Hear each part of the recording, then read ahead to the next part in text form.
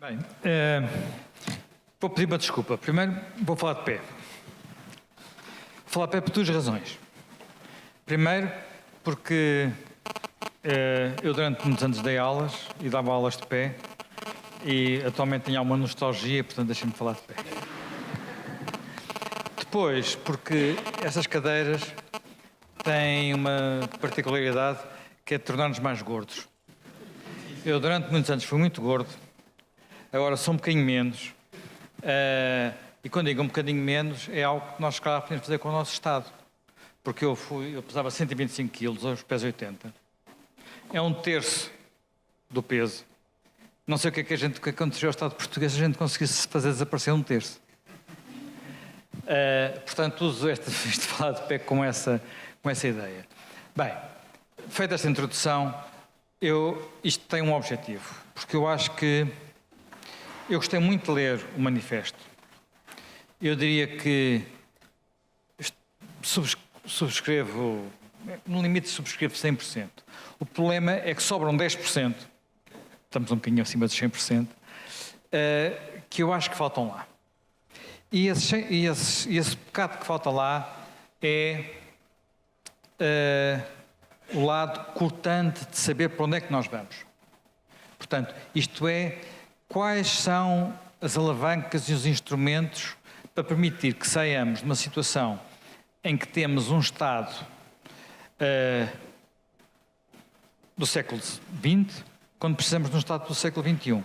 Já não falo no Estado do século XIX, falo no Estado do século XX, porque temos um Estado do século XX. Isto não é um pormenor. Como é que eu diria, o que é o Estado do século XX? Ou, sobretudo, o Estado da segunda metade do século XX. No nosso caso, em Portugal, é quase o Estado do último quarto do século XX. É o Estado Social.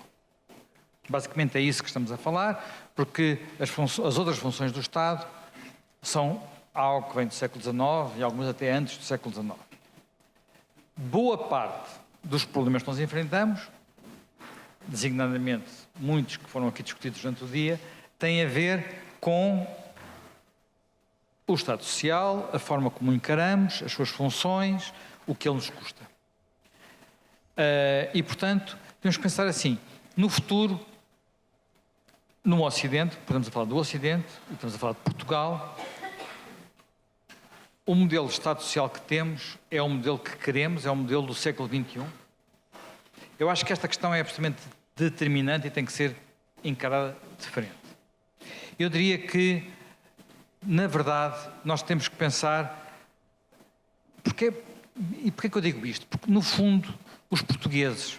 Eu esta semana escrevi um texto sobre questões que se passavam no PSD, esta nova liderança, e recebi alguns mails que, no fundo, diziam: pá, deixa-te de tretas, porque os portugueses o que querem é estar à sombra do Estado. O que é verdade. O que é um bocado verdade, eu reconheço. O que não me impede de estar de acordo. Quer dizer, não estou. Mas isto é um bocadinho verdade e já vem de trás, não vem dos últimos 20 anos. Podemos ir por aí atrás na história e encontramos isto. E se calhar encontramos também nisso um bocadinho do nosso atraso e um bocadinho da nossa dependência. Portanto, se queremos mudar isso, temos que olhar para o nosso país e um bocadinho olhar para outros países. E a verdade é que este Estado Social, que tem muitas variantes, há 20, 30, no limite 40 anos, que começou a ter problemas. Basicamente, problemas que tinham a ver com ele ter tomado uma dimensão que abafava um bocadinho a própria sociedade. Portanto, tornava as pessoas menos independentes, mais dependentes, no sentido em que são mais... Pronto, tenho a minha vida garantida, portanto, se tenho a vida garantida, não preciso me esforçar tanto, se não preciso me esforçar tanto, não vou inventar tanto, se não vou inventar tanto, naturalmente que há muitas coisas que não vão acontecer. Ora bem, nós sabemos que isto começou nos anos 70, se quisermos, com a crise do Estado Social na Suécia, nos anos 80 na Suécia e no Reino Unido, que é, digamos, o Estado Social que nós copiamos mais, é o do Reino Unido, inicialmente, nomeadamente na área da Segurança Social, na área da Saúde, e depois foi evoluindo. Portanto, nós temos que olhar para um modelo diferente. Eu vou dar apenas 5 ideias que não são contraditórias com o que está neste manifesto, mas que, no fundo, podem funcionar como alavancas de discurso e de meta. Quer dizer, nós temos que olhar para onde é que queremos ir. Não basta dizer que queremos gerir melhor, que queremos otimizar, que queremos tornar as coisas mais eficientes, que queremos integrar as tecnologias, que queremos fazer tudo tecnológico, essas coisas. Acho que é insuficiente. Portanto, eu vou falar de 5 coisas diferentes. A primeira coisa é uma coisa muito importante, talvez seja aquilo que neste momento mais diferencia politicamente aqueles que procuram dar mais atenção às pessoas e mais responsabilidade, como disse, e os que têm uma visão no sentido mais dirigista e mais estatista, que é, portanto, saber se o paradigma, que foi o paradigma de muitos anos e que é o nosso paradigma de que Estado Social e Estado é fazer, deve passar para um outro paradigma que é garantir. São coisas diferentes. São coisas diferentes. O que é? Eu quando digo que tenho que fazer, quer dizer que tenho que criar uma máquina para garantir que as coisas são feitas. Quando eu digo que tenho que garantir, eu não tenho que criar essa máquina. Eu tenho que criar os recursos, ter os recursos. E depois permitir que as pessoas façam, permitir que quem tiver possibilidade faça. Isto é extraordinariamente diferente, na minha perspectiva. Na minha perspectiva é muito diferente. Quer dizer, há pessoas que falam disto dizendo que o Estado Social de futuro é o Estado de garantia. Há várias... Eu aprecio muito, nomeadamente, quem tem elaborado mais sobre isso. Eu gosto imenso dessa ideia.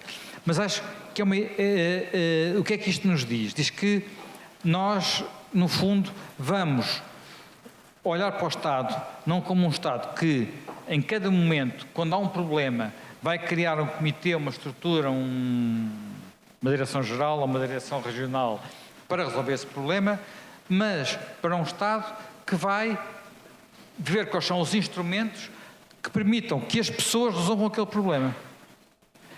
Nomeadamente, dando recursos às pessoas. Quer dizer, não quer dizer que não haja aqui dinheiro. Não estamos a dizer evitar que o Estado gaste dinheiro. Estamos a dizer alocar o dinheiro de forma diferente. Isto permite, na minha perspectiva, por um lado, mais liberdade. Portanto, isto, se pensarmos na área da saúde, na área da educação, na área da segurança social, permite mais liberdade. Quer dizer, eu não tenho que ter todas as escolas públicas, eu não tenho que ter todos os hospitais públicos, eu não tenho que ter todos os sistemas de saúde, todos os sistemas de segurança social rigorosamente como são hoje, mas, por outro lado, portanto, posso permitir que as pessoas tenham maior liberdade para escolher. Ou, quando as pessoas, no momento em que as pessoas têm essa liberdade, elas vão fazer atuar sobre o sistema um mecanismo. Isto é um mecanismo de concorrência. E que, no fundo, é um mecanismo de mercado, de mercado no serviço público. É um mecanismo de mercado no serviço público. Entre duas escolas que podem ser do Estado, o Liceu Pedro Nunes e a escola, como é que se chama? Josefa de Óbidos. Eu estou a dizer isto porque são as escolas em que o Liceu Pedro Nunes era dos rapazes, a Josefa das raparigas, portanto a gente andava ali perto quando eu era miúdo, não é? Portanto, metíamos uns com os outros, nos tempos em que não havia escolas mistas.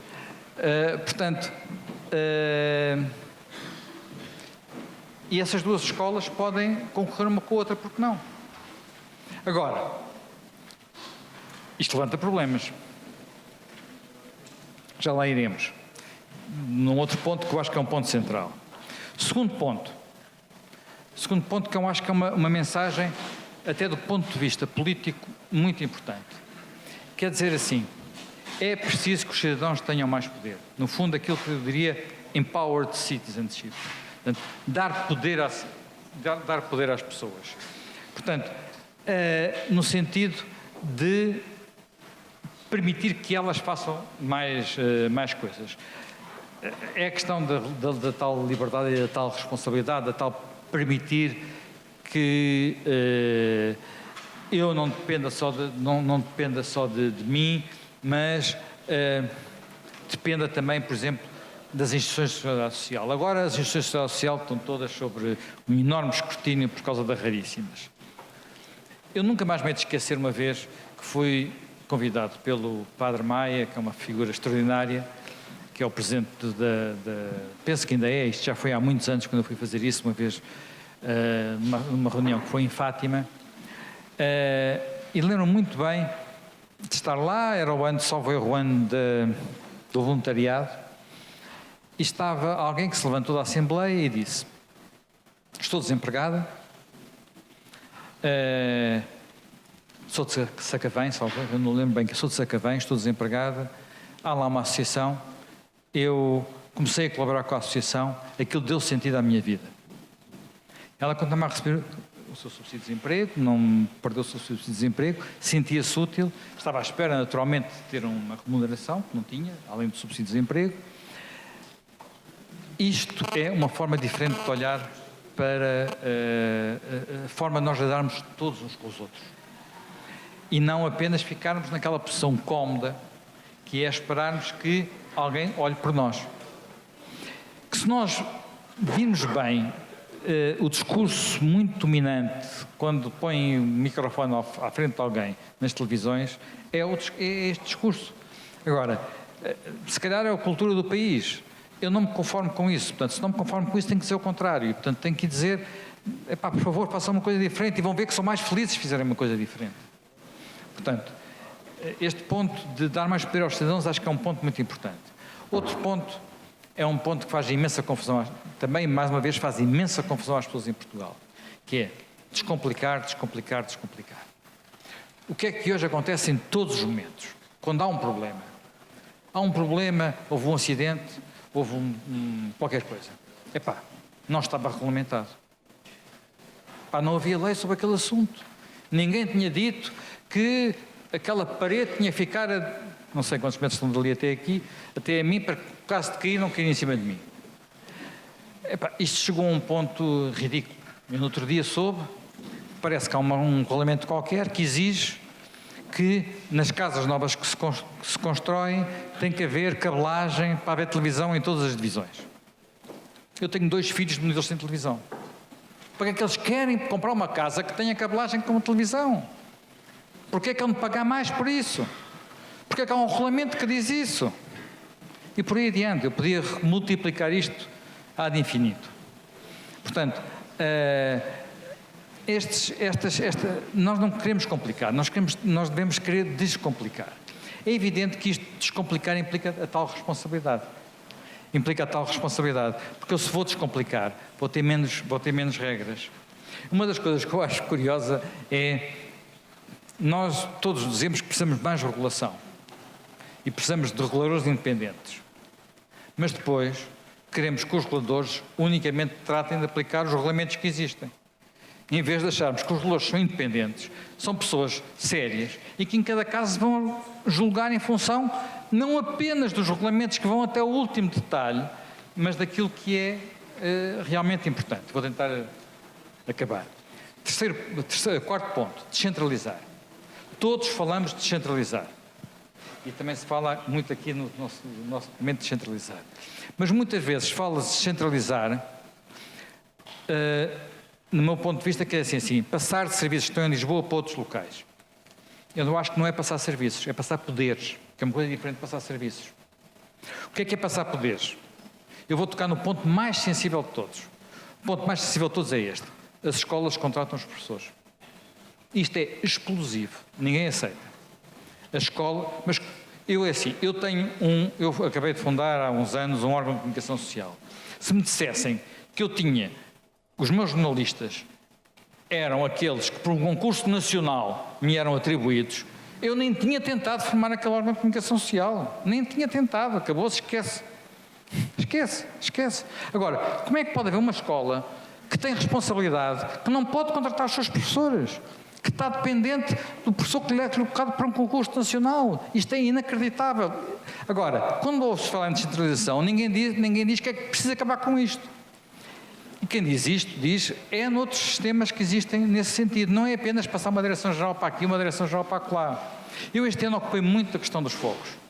olhei muito para esse problema. Vocês hoje de manhã tiveram aqui pessoas a falar do interior. Eu, olhando para a questão dos fogos, dizia assim, o problema da freguesia, que eu acompanhei mais de perto, uma freguesia do Conselho de Góis chamada Alvares, é se calhar diferente da freguesia ao lado do Conselho de Pedrógão. E se calhar a solução que é preciso tomar lá para formar a Associação de Produtores é uma solução diferente. Porquê que a lei há de ser igual para o país todo? Porquê que a lei há de ser igual para o país todo? Portanto, porquê que nós não encontramos formas de... quer dizer, eu devo dizer, o Presidente daquela junta de freguesia não me dá garantias nenhumas. Eu estive com ele, eu vi-o, não tem nenhuma coisa. Mas os proprietários dão. Aquela associação de proprietários que eu lá encontrei dá. Porquê que eu não lhe passo poderes?